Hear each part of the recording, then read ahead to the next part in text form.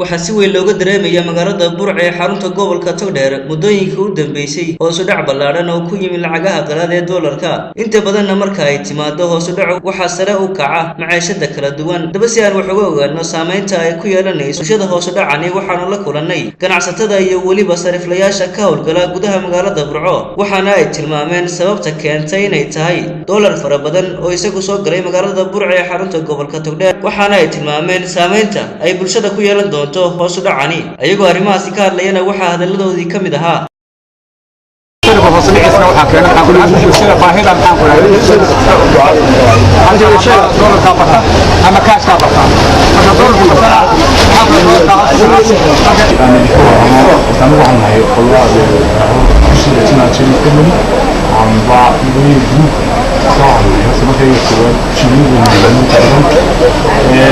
qiimaha hadaan ka warrabno qiimuhu hadda wuxuu ku xidhan yahay suuq uu yahay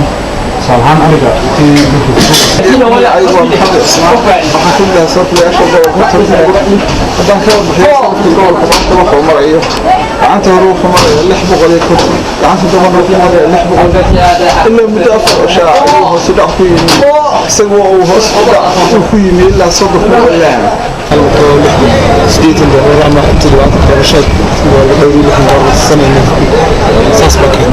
si kastaba haatee hoos u dhacan ballaaran ee ku yimid lacagaha qalaad ayaa waxa uu imanayaa xilli ay fooda inagu soo hayso bisha barakaysan ee Arafo